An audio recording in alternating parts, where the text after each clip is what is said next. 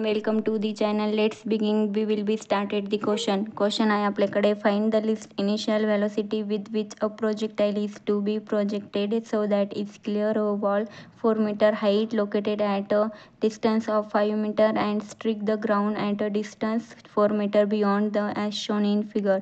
The point of projected is at the same level as foot of the wall. तर आपल्याला क्वेश्चनमध्ये दिलेलं आहे initial velocity find करायची. तर आपल्याकडे हाईट दिलेली आहे 4 metre and distance the wall from the point projection दिलेलं आहे 5 metre and distance of strike point from the foot the wall दिलेलं आहे 4 मीटर.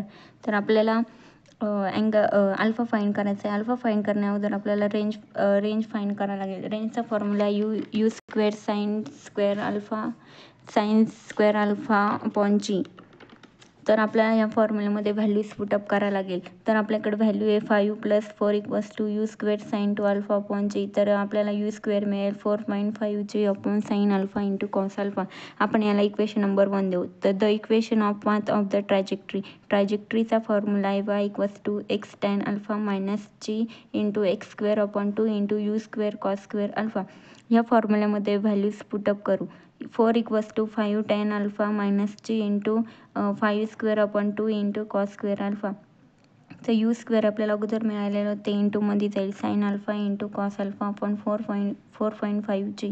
तर यांचं मल्टिप्लिकेशन करून आपल्याला आन्सर मिळेल 4 = 5 tan alpha into 2.77 tan alpha. तर यांचं सबस्ट्रॅक्शन करून आन्सर मिळेल आपल्याला 4 = 2.23 tan अल्फा.